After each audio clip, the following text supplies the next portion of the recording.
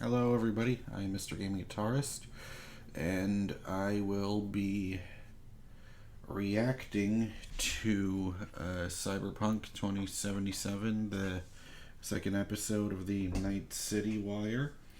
So let's go ahead and watch it. Yep, this is important. I have to remember to plug in my headphones. That's pretty important. Alright, here we go. Hang on just one second.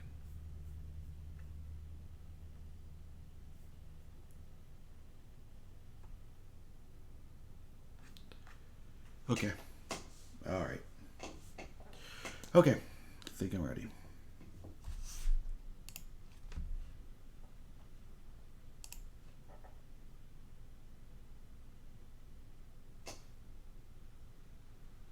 Alright. Here we go. You don't believe in no fate. Great, copyright claimed on YouTube and me. God fucking damn it. City of dreams, city of... Hello and welcome to episode 2 of Night City Wire.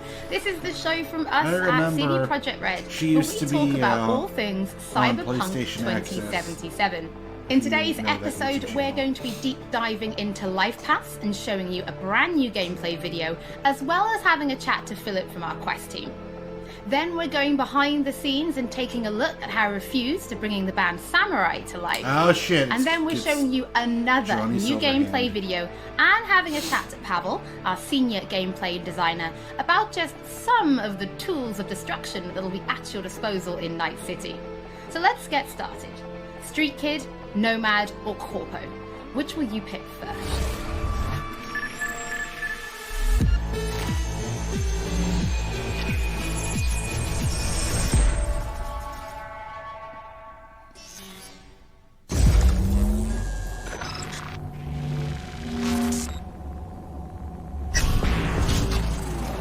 Well, who do we have here? Grew up in Haywood. Whole street was my family. Neighbors helped each other out. Thought nothing of it. I'm pleased to see you have not forgotten your roots. Born here, live here, die here.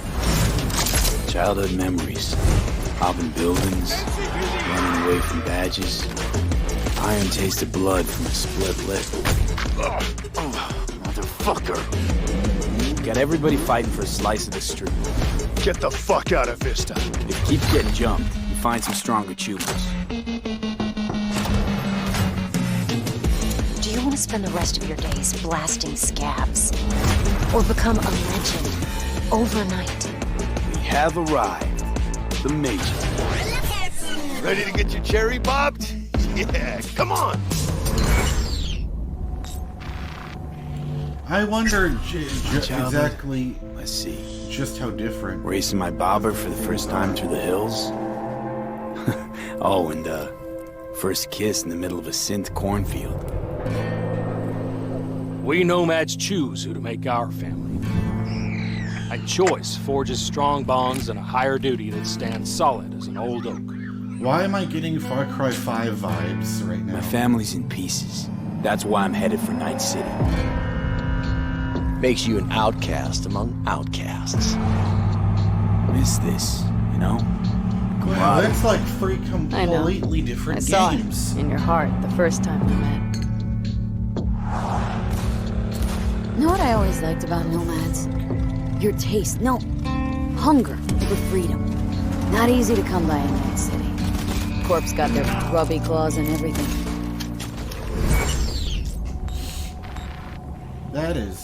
This is insane. I have those reports you asked for. They were supposed to be ready yesterday.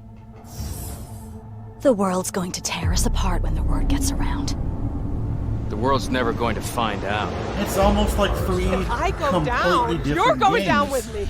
This is No, fucking nuts. I'm not fucking joking. This isn't a request, V. But no way you're fucked, right? You're the one who fixes other people's shit.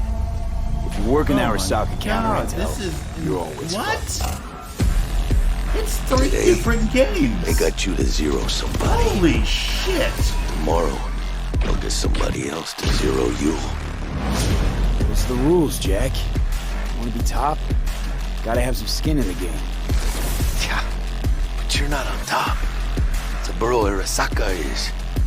And you're the pendejo who keeps him there. Work for yourself, live for yourself. That's the only way. Wow. Oh my. Oh yeah. If for whatever fucked up reason I didn't have faith in CD Projekt Red, and for whatever fucked up reason I didn't believe in what they were doing, and I didn't know, if I had any doubts whatsoever. But the thing is, I played The Witcher 3, and The Witcher 2. Funnily enough, never played the first one. But CD Projekt Red is a company that keeps outdoing themselves every single time, and this game, of course, looks to be like their magnum opus so far.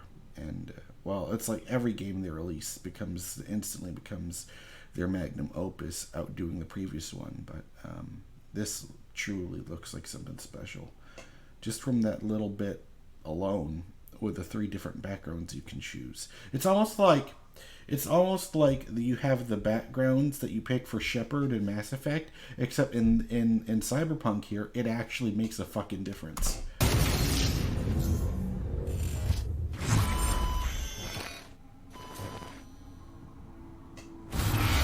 Philip, it is so good to see you again. It's actually been a while since I've had a chance to interview you about Cyberpunk.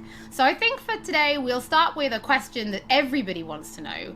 How does the path you pick affect your time in Night City? It actually affects your time quite a lot throughout the whole game, but let's start at the beginning, because basically our game has 3 different starts depending on your life path. As an example, if you choose the street kid life path, you have lived most of your time in Night City.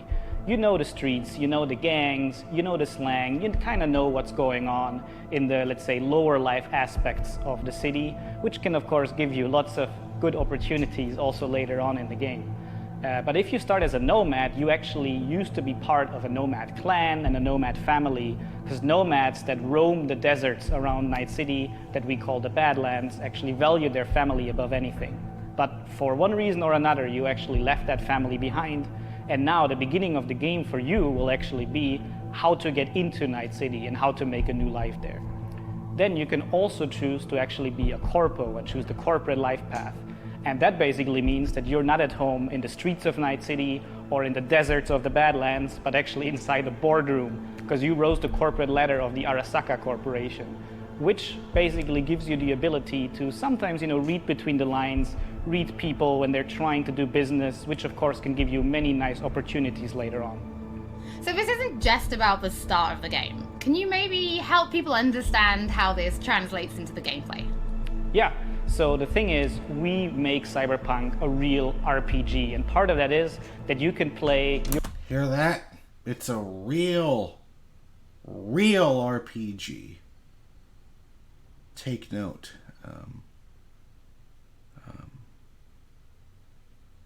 You know what? I don't know why. I just felt like wanting to talk shit to lesser game developers and publishers. You know what? Let's just take the easy way out. Take that, EA. Fuck you, people. But then again, thank you for making Star Wars Jedi Fallen Order. Anyway, moving on. Your character from the start to the end. And of course, we have these life paths affecting the beginning of the game, but we wanted to make it so you have your life path opportunities throughout the whole game to make it. That sign over there says "fuck to death." Was that fucking what's his name? Was that Principal Garrison that created that? So you have your life path opportunities throughout the whole game until the game is over. And as an example, we do that by giving you additional options and dialogues. So I can give you one specific example. And this is a mission where you have to... I just gotta check. Yes, well, everything is fine. With OBS on it. Okay. We're good. Whoops. A flathead robot from the Maelstrom gang. basically those Maelstromers stole that flathead before from a corporate transport, and the owner of that corporate transport, Meredith Stout, wants you to do something else. And this is an optional objective. And even within that objective, we want to give you some options. So as an example, if you have a corporate life path, you basically know what Meredith Stout is really about. You can read between the lines and you can get some additional options that maybe actually later enable you to do a completely different thing with the Maelstrom gang. And if you're a nomad, you know exactly some more details about how these Maelstromers would have even been able to steal a robot like that from Meredith Stout, who's part of the very powerful Militech Corporation. As a street kid, we as an example don't give you a specific new dialogue option in that dialogue, because as a street kid, you do not have a lot of experience dealing with higher up people like Meredith Stout. But we want to give you additional options that fit your life path very well. So later when you actually talk to the Maelstrom gang, one member of the gang offers you some illegal substance, but as a street kid, you actually know what this is about. You can talk some shop with him, and that might actually make that character like you a little bit more.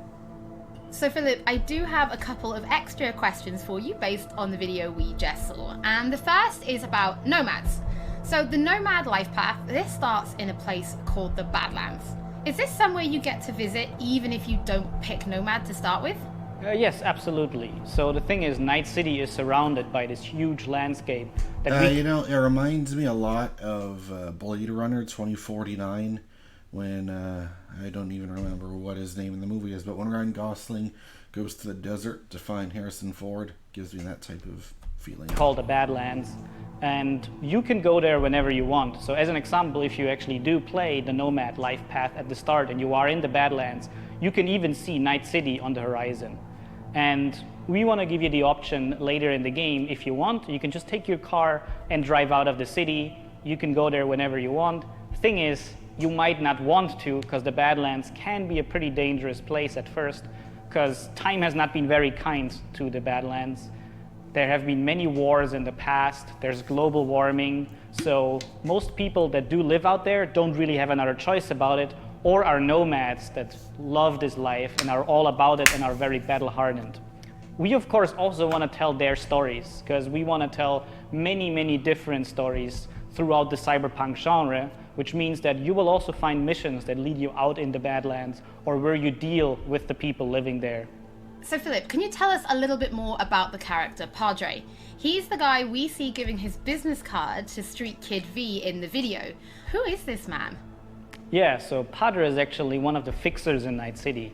And fixers are people that work as intermediaries. So if someone who has a lot of money needs a problem solved, they go to a fixer. And a fixer then finds people who can solve that problem. And these people are people like you, the Cyberpunk. Fixers are very territorial. So Padre specifically works from Haywood, which is where you as a street kid grew up in, so you already know him. You might have already seen another one of our fixers, who is called Dexter Deshawn, and he works in a different part of the city.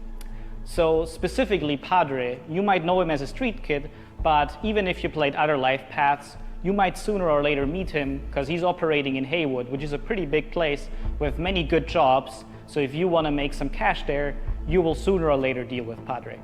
Philip, thank you so much for joining us. Now on my first playthrough, pretty sure I'm going to be picking Nomad, but for those watching, we would love to know what you'll be picking. So have a think about it and feels send us a tweet. like I'll just pick Don't forget that later in this episode, we're going to be showing you another new gameplay video and having a chat to Pavel, our senior gameplay designer, about just some of the tools of destruction that will be at your disposal in Night City. But before that, let's talk about music, because music plays a huge part in bringing Night City to life. Now in future episodes, we're going to talk about things like radio stations and even the original score. But today, we're going to take a look behind the scenes at how Refused to bringing Johnny Silverhand's band, Samurai, to life. I wouldn't write these lyrics for myself.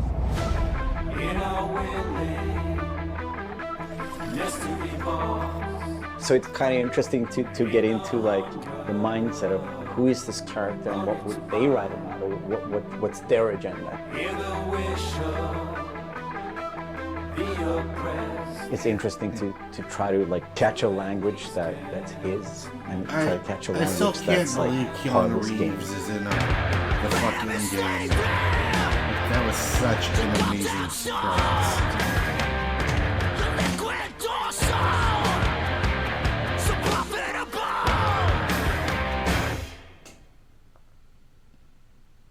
There is a reason why we're here.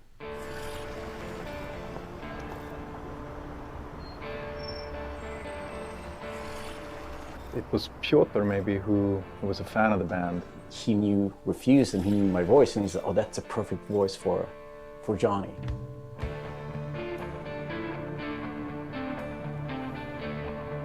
And that they wanted, I guess, a sound that was a bit contemporary from when Johnny's supposed to have had the band, because he's sort of like an anti-establishment kind of guy. Gonna drag a corporal rat on stage, make him kneel. I noticed there's a Vox.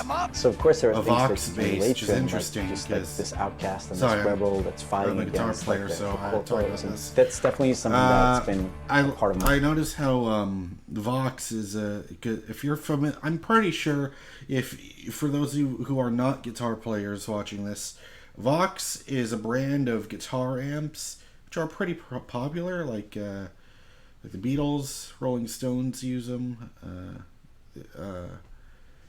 So many people use them, but you know, I knew in the past that they made guitars and basses too, but it's just I hardly ever see one. So when I do see one, it's like, oh shit, there's one. It's a Vox guitar or bass.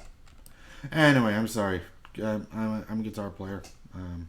Have been for 13 years. Anyways, moving on. My life and a part of Refused life. We came out of the punk rock scene of northern Sweden. He's like the future version. I didn't know northern Sweden had a punk rock scene. So I think it makes sense. I think it totally makes sense for us to be here making these songs about him or for him. You know? So it's pretty cool.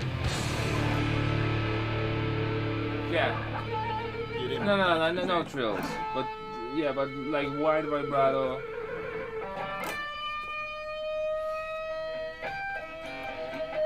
And then, I mean, just sort of build, yeah, slowly build sort of intensity. We don't have a different mode than just going all in. So we really worked on these songs, trying to make them as good as possible. Sure. Then they're not actually our songs. It's interesting as a musician to play another musician, because that's essentially what we're doing. I mean, we're not here as Refused, we're here as Samurai.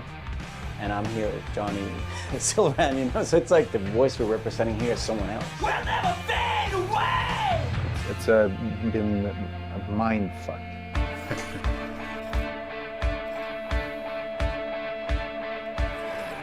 Wait a minute. So you're telling me that... Hold on.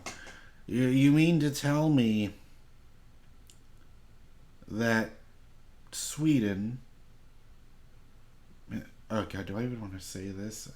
I'm trying to say a joke, but I don't want. Yeah, fuck it, whatever. So you're trying to tell me that there's more to Sweden? I thought that every building in Sweden was just an IKEA store.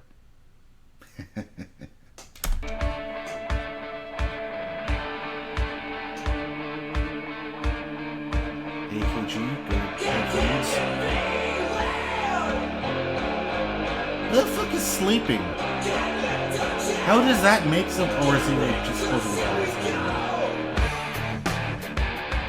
I mean, the shouting in itself is just like second nature to me, because I've been doing this for a very long time. But then when someone comes in and says, I'm happy with everything except for Azalin. Again, it's Azza. Boris, oh god. Pugax Maraskiewicz. Is that even close? I don't know. Azza. Okay. The shouting's great, but think of that accent, or think of that like enunciation. It's a bit weird because it's a very different way of singing when you're screaming like that, and it's hard to sort of swallowing some syllables there. Adjust your accent. Oh yeah, just try it again. So it's been a bit kind of frustrating. It wasn't.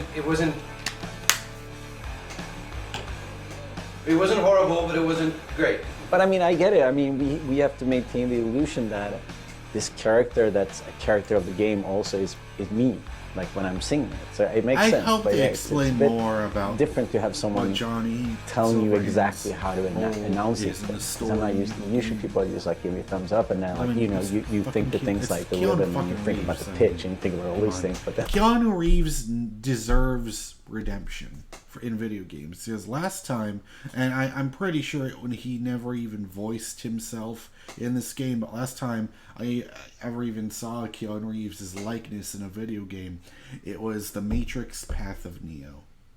I'm just so happy he's going to be in a great video game this time around. Whoops, wrong button. Someone comes in and like, that word sounded weird. I'm like, what? No, it's how I sing. But so it's been a very a bit painful at times, but it's all right. See this soon, I'm chipping in. Roll the bones, I'm chipping in. Belt that cone, I'm chipping in. Mayhem drowns.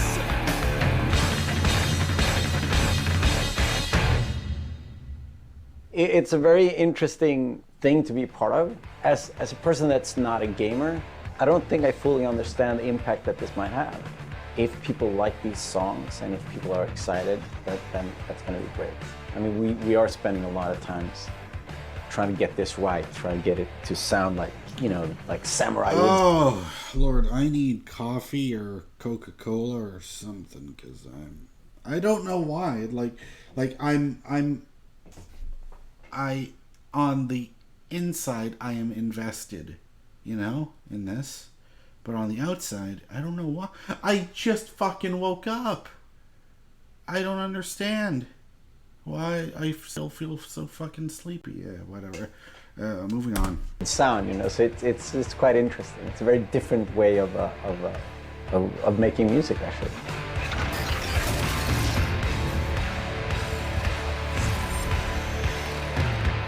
Oh man, this you game, can already find I'm pretty 3 sure it's Samurai going tracks to available steal on all streaming the services. Chippin' In, at the Game Never Fade Awards. Away, and The Ballad of Buck Ravers. But we're excited to announce a 4th new song called A Like Supreme, which is coming to streaming services today.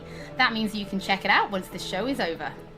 Don't forget that if you're tuning in late, or if you just want to watch anything again, we will be uploading everything to our channel soon. Next up, Pavel and I are going to introduce you to some creative ways that you can solve problems in Night City.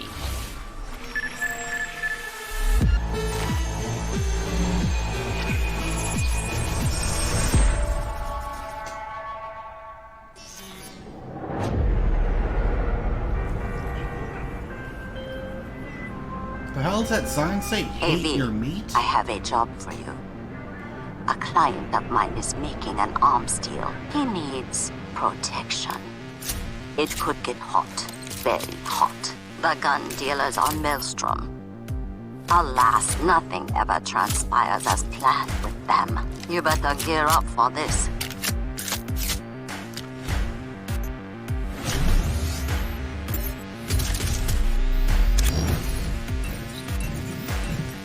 The hell is this?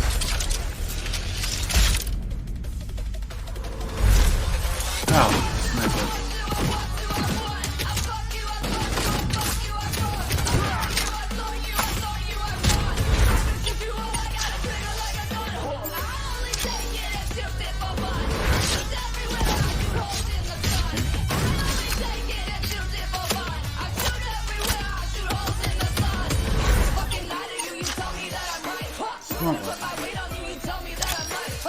Hopefully it's better than the fucking smart pistol and Titanfall. Yes, it is. Okay.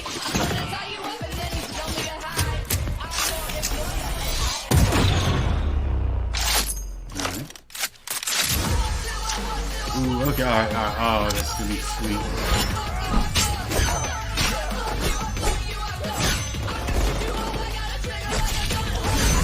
Not as gory as I would have thought it would be. Yes, Mantis Blades! This is from the very first trailer.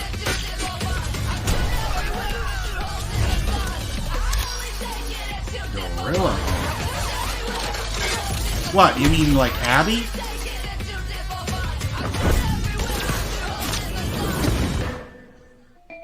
So V, are you willing?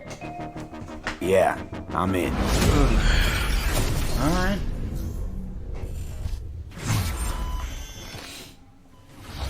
Pavel, thank you so much for joining me. Now, there was an awful lot in that video, right? Because it's more than just guns. Absolutely. We have melee weapons, we have ranged weapons, we have cyberware, we have offensive cyberware, defensive cyberware, armor. We could talk for hours and hours about this stuff. I think just for today's episode, we should keep it simple and let's just talk about guns. Can you tell us the different types of guns that will be in the game?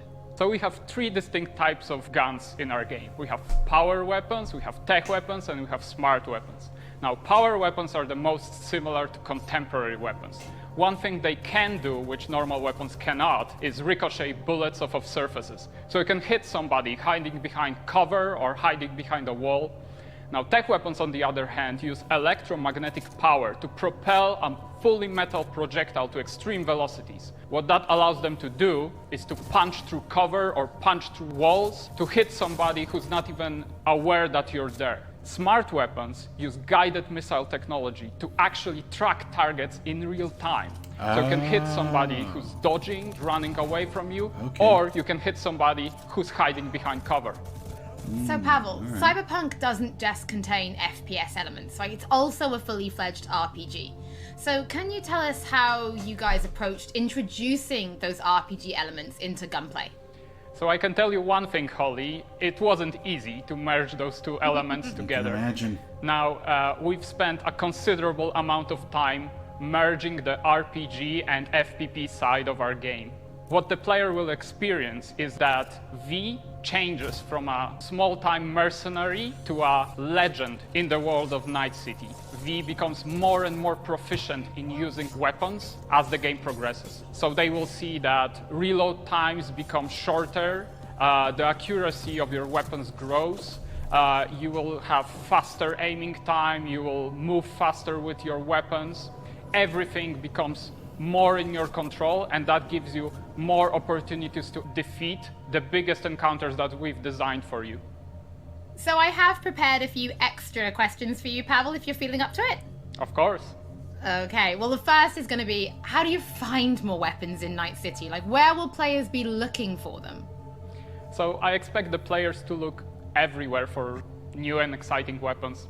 You can, of course, buy weapons at vendor shops, and they will house an entire catalog of weaponry that you can get.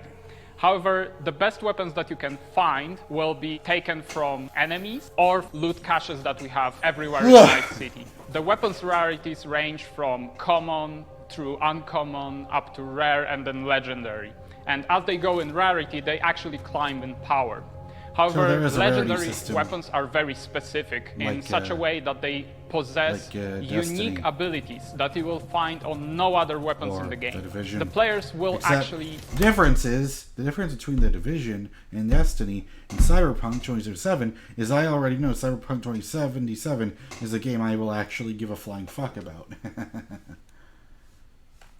Need to make some tough choices to find some legendary weapons, because maybe they need to choose whether to kill a person who holds the legendary weapons that they want, or to spare them because they like them as a character.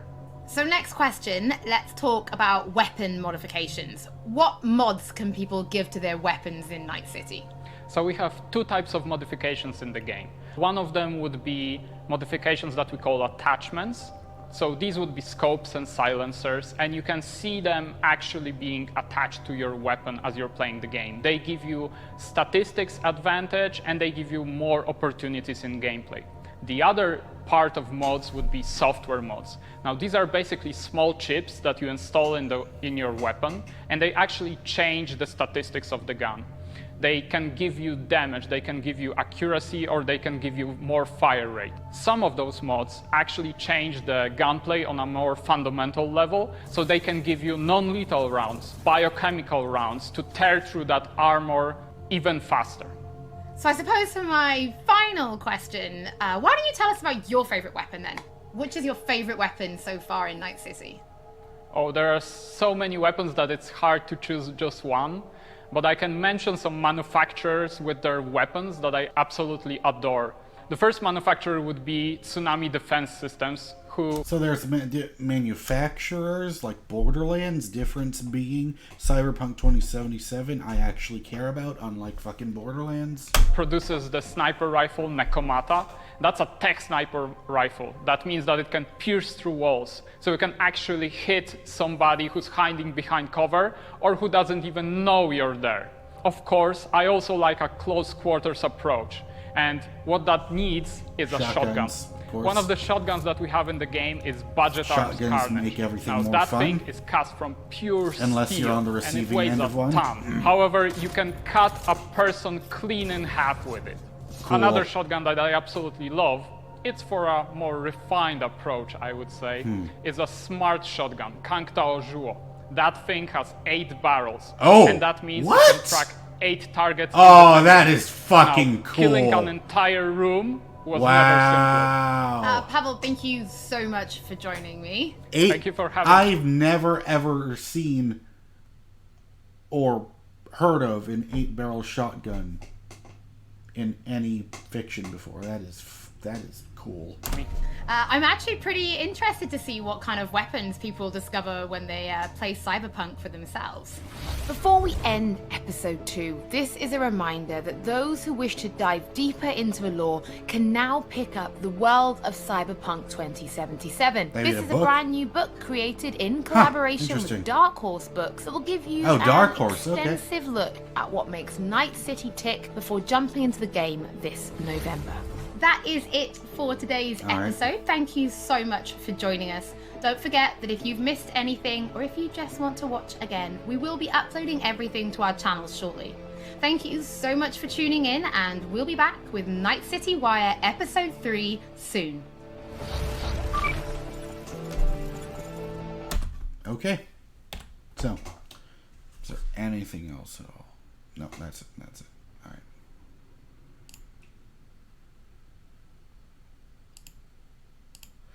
Okay, so what I wanted to mention here is, yeah, every time I see new footage of Cyberpunk 2077, the more and more I become confident in my prediction that it will win Game of the Year at the Game Awards. And I also become increasingly more confident that it has a very, very, very, very, very high chance of becoming my personal Game of the Year, and probably one, and of course, goes without saying, one of, if not possibly, the game of the generation. Like, I've never seen a game. I've never seen, like, the first entry in a franchise. I mean, yes, it's based on a pen and paper RPG, but, like, when you create a video game franchise, base it off of something that already exists, and your first time out where it looks that well polished and that well produced. And here's the thing that I love is that, let's just say I don't typically like what you think of as a stereotypical indie game, but the thing is, like, I think you can say, because CD Projekt Red are independent, and it's like, it's funny because when you think of indie game, you think of a game made with a very low budget, made by a guy in his basement or whatever, and it ends up normally looking like some type of side scroller or some type of retro inspired game or whatever. But it's like, when I think about what do I want from an indie game, this is it. An independent studio creating something that I love. Or at least it appears to be something that I love, but I have full confidence in CD Projekt Red simply because they've proven themselves with their track record. They have never made a bad video game. And I love their philosophy as a company as far as treating consumers go. And yeah, it's like, how can you not love them right now? It's like